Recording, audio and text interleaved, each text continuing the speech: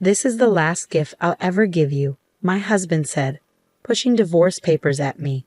"I've decided to marry someone else, so thanks for being a money machine until now." The man I had been with for many years turned out to be a terrible person. This is the story of how I got my revenge. My name is Jessica, and I'm turning 50 this year. Tomorrow is special because I'll finally finish paying off a big debt. My husband, Lance, and I have worked really hard together. We got married 20 years ago when I was 30 and he was 35. He ran a liquor store he'd inherited from his parents after they passed away. I worked in an office. We met through a mutual friend and started dating, thinking about marriage from the beginning. I had one worry back then. What if Lance asked me to run the store with him? I was working as a financial consultant, advising individuals and businesses on insurance and investments. I was making good money for a 30-year-old and loved my job. I was also studying for a certification to advance my career when he proposed. He told me, "I know you've been working hard for that certification. I want to support you in any way I can. I have enough staff at the store so I can manage it myself. You should pursue your dreams." His words helped me decide to marry him. He seemed kind and supportive, always on my side. I really wanted to build a life with such a man. As we agreed, he focused on his business, and I focused on my work. We thought our marriage was going well. About a year later, he went to work, and I was enjoying a day off at home. While vacuuming under the bed, I saw a lot of papers. We had moved in less than 6 months ago, so I wondered why there was such a mess. I picked up a crumpled piece of paper and opened it. The bold header caught my eye. Reminder of payment. The total debt in Lance's name was $200,000. $200,000. Wait, it's not 2,000, is it? My head started spinning. Why did he hide such a large debt from me? I confronted him as soon as he got home that day. "What is this debt? What's going on?" "No, it's not what you think. It was left to me by my parents." The debt was not personal but tied to his liquor store. His parents had accumulated it, and when he took over the business, the debt came with it. It was secured by the land and the house we lived in, so he had no intention of renouncing the inheritance. I understood it wasn't his personal debt, but it couldn't be ignored. "But this is a payment reminder. Aren't you paying it back every month?" I asked. "I am, but sales fluctuate from month to month. Sometimes I can't pay them back during the slow months. I have to pay my staff first, so I asked the creditors to wait." That's when the letter came. At first, his explanation seemed reasonable, but delaying payments was clearly not a good idea. The letter included the words, "Final notice." "I didn't tell you because I didn't want you to freak out. Don't worry though, business is on track, and we haven't been evicted from the house, right?" That's true, but I looked at him anxiously. Then he mentioned something unexpected. "If you're so worried, why don't you help me pay it off? You are making quite a lot, aren't you?" "Huh?" I wasn't comfortable with where this was going. It wasn't my store. A husband and wife were supposed to help each other, but "My debt is also yours," he insisted. "That's a bit sudden. Are you okay if my store goes out of business? Many people would be affected if it closed." He was right. His store had become a vital part of the community. It was in the suburbs where there weren't many other shops or supermarkets. He sold fresh foods like meat and fish and even offered home delivery. I had visited the store several times, and it was always busy. Some customers had told me how grateful they were to have it in the neighborhood. "Please, honey, I'm working hard to keep the business going. Please help me pay off my debts." I respected how seriously he took his work and his dedication. I didn't want to see his store disappear. I didn't want that to happen. Being married means supporting each other, so if he was struggling, it felt natural for me to help. "Okay, I'll pay as much as I can from my salary every month. You can focus on managing the store." I could help with the finances, but only he could run the store. I was glad he trusted me to help. However, this was the start of a change in him. About 3 years had passed since I started taking on his debt. He often came home late. "What were you doing until this late? Were you drinking?" "I just had a few drinks with my customers." "Honey, did you make the payment this month?" For some reason, he sounded condescending. "I did last week." "Why?" "The store depends on you. You better keep paying on time." When he was drunk, he would give me orders. At first, I thought it was just the ramblings of someone who'd had too much to drink, but it started to bother me when it happened repeatedly. He acted like it was normal for me to handle his debt. By the way, Matt has a third kid now. I envy him. Matt was his high school friend who also had his own business, and his wife worked with him in the store. I've been wanting to talk to you about that. Don't you think it's time for us to start a family? His reaction was very cold. What? A baby? My business has just started to pick up, and we're still in debt. How can we be so irresponsible? That was his response. I tried to keep my frustration in check. Matt has 3 children now, right? We can manage one too. His parents are still around, and his wife works in the store. We're not in the same situation. I couldn't argue with that. I had always dreamed of having children after getting married, but it seemed that dream was slipping away. So, until I pay off all your debts, we can't have a baby. Well, I guess that's how it will be. If you make a lot of money and pay off the debts quickly, I'll consider it. His mean smile disgusted me, but I was eager to pay off the debts as quickly as possible. I was so focused on starting a family that I didn't think clearly about the situation. From then on, I worked tirelessly for Lance. I pursued additional qualifications, took exams for promotions, and secured a salary increase. I started earning much more than most women my age. I even made extra payments, but the debt didn't disappear quickly. Before I knew it, I turned 40 and had to give up on having children. I told myself I still had my husband, and that was enough. He depended on me, and I was willing to do anything for him. As long as I believed that, I remained happy. But Lance started coming home later and later, sometimes not until the morning. I was working in the store one morning when I realized how late it had gotten. I had to go out with a customer, and when I returned, the sun was up. Seeing Lance working so hard to keep the store going made me feel like I had to do my best as a wife too. We were in this together, working toward a better future. Months and years passed, and finally, the day came when I was ready to make the last payment. I had given up all kinds of luxuries to pay off the debt, but now that was over. I could finally use my hard-earned money the way I wanted. I realized that since getting married, I had been so focused on money. We had never taken a vacation or dined at a nice restaurant.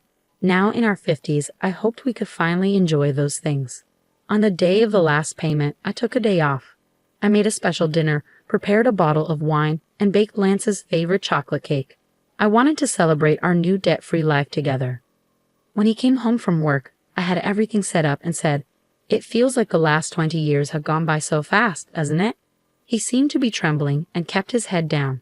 I thought he might be crying from happiness, but then he started laughing in a way I had never heard before. "What's going on? Are you okay?" The man who was supposed to be my husband said something shocking. "You are dismissed. I'm grateful for the past 20 years. Thanks to you paying off all my debt, I'm free now. Great job. I don't need you anymore." "What are you talking about?" I was completely confused. Then he pulled something out of his bag. "This is my last present to you."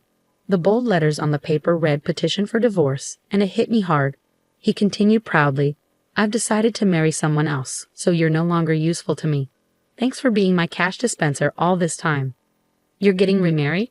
Have you been cheating on me?" I remembered how he always came home late, claiming it was for work or socializing. While I was working hard to pay off his debt, no way. He kept his smug expression. "I would never cheat. I've already found someone else I want to marry. I wanted to wait until you cleared my debt before divorcing you." Tears filled my eyes as I looked at the ruined celebration. "Get out of here." He handed me the divorce papers. My anger flared up faster than my sadness or despair. "Fine, but you won't regret this," I managed to say through clenched teeth. "No, I won't. Why would I regret divorcing an old hag like you?" "An old hag? If I'm that, then you're just an old fart," I shot back. His delusions were so ridiculous that I regained my composure and took the divorce papers. "I'll take these for now, and I'll be in touch," I said as I packed up my things and left. It was shocking how easily 20 years of marriage had come to an end. Alone, I finally let the tears of emptiness and frustration flow. I contacted my attorney for the divorce agreement and asked for a background check on his new bride. Soon after, I got a call from Lance. "Hey, Jessica, what's with this document?" He sounded furious, and I could almost picture him fuming on the other end of the line. I stayed calm. That's the divorce agreement. What's the problem? I know what it is, but why do I have to pay you back for this loan? He sounded panicked and kept yelling, "This is crazy. This isn't right." He was upset about the part of the divorce agreement that required him to repay the money I had covered for his debt. This was supposed to be something you did out of goodwill, wasn't it? Why are you bringing this up now? What do you mean? I did it as your wife, but now that we're divorcing, it's different, I explained. Then the regret you mentioned is, he finally understood.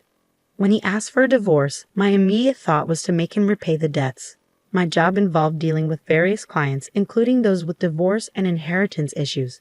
Through them, I had connections with experienced attorneys. I consulted them right away. The total amount he owed, including the interest I had paid on his behalf, came to a little over $300,000. I was determined to get that exact amount back. That was all I was asking for. He must have realized how serious I was by my firm stance and by seeing the name of a well-known attorney on the document. He had thought he could get rid of his wife without any financial obligations. But he was completely mistaken. "You know I don't have much money," he said. "Well, why don't we sell the store to cover it?" I suggested. "If I do that, I won't have anything left." "You're like Satan," he retorted. "You're only 55. You could still find another job if you needed to," I pointed out. "Give me a break," he snapped. My conversation with him was completely nonsensical. I wanted to hang up immediately, but there was one last thing I needed to ask. "By the way, how's it going with your new bride-to-be?" "That's none of your business," he snapped. I couldn't help but laugh at his abruptness. "Sounds like you're having a tough time." "Good luck," I said as I was about to hang up. "Wait, I've decided not to marry her. We can start over," he begged. For some reason, he thought he could plead for another chance. I shouted my final words and hung up. "Start over. Don't kid yourself. I don't want you." I had been married to this man for 20 years. I wondered if I looked even more foolish than he did in the eyes of others. I had genuinely respected him until the divorce. I had seen how hard he worked for the store and his customers, and I wanted to support him. 20 years later, I realized Lance was just a fool. The remarriage he talked about was nothing more than a fantasy. It all started when he flirted with a teenage university student who worked part-time at his store. "You're so cute, Melissa. Will you be my wife?" he asked her. She played along, jokingly saying, "Well, I might consider it if you let me be a full-time housewife." The truth was, she never took him seriously. The idea of marrying a man nearly 40 years older was just a joke to her. When Lance kept pushing her to marry him, she was horrified. Her parents had to step in and get a restraining order against him. When I read the private investigator's report, I laughed so hard I almost hyperventilated. When Lance started coming home late, I thought he was just working hard. Little did I know, he was actually hitting on young girls at bars and strip joints. He would boast, "I'm surprisingly popular with young girls. As a salesman, I have this easy-to-talk-to aura and get along well with them. I'm told I look younger. Don't you think so?" The girls apparently found his comments cringe-worthy. He saw me only as a cash dispenser and had an inflated view of himself. In reality, he was seen as a joke and almost got in trouble with the police for being a stalker. It might have been better if he had cheated on me, but he couldn't even manage to have an affair. His real goal was to marry a younger woman because his friend Matt had a grandchild. Matt told me. As soon as he saw my grandchild, he said he wanted one of his own. I scolded him for saying that. You were paying off his debt, and I was very tough on him. But I didn't know he'd go this far. He was completely humiliated. I'm glad I didn't spend my golden years with him, I thought to myself. The divorce was finalized. Since the property division wasn't straightforward, he tried to negotiate for his benefit. But he gave up when he saw my well-known attorney. I was surprised how someone so gutless could stay in business for so long. He ended up selling the store to pay me back. Luckily, his employees had left him before he sold it, so they weren't affected. Many customers were shocked when they learned he was selling the store to repay his ex-wife. His demand for a divorce led to his downfall. The story spread through the community like a comedy. Even if he hadn't sold the store, the bad publicity would have hurt his business. Selling it before going bankrupt was probably for the best. The money from the sale wasn't enough to cover what he owed me, so he still works part-time jobs to repay me. I occasionally get messages from him. "It was all my fault. Can we get back together?" I was crazy back then because Matt was showing off his grandkid. Despite blocking his number, he kept calling from different phones until my attorney warned him, "If you contact your ex-wife any further, we'll file a restraining order." The calls stopped after that. As usual, he's scared of the attorney. By the way, guess what I do now? I'm a marriage counselor. When I turned 50 and wanted a new career, a friend opened a matchmaking business and I joined her. I left my old job to help singles find partners and offer advice on financial matters between couples, like insurance and investments. It's been a success, and the number of clients quickly grew. Couples who want honest and thorough discussions appreciate our unique service. I've learned a lot from my own experiences and don't want others to make the same mistakes I did. Although my salary is a bit lower now, I enjoy helping others find happiness every day. I found my own happiness after getting rid of my ex-husband, and now I'm dedicated to helping others find theirs.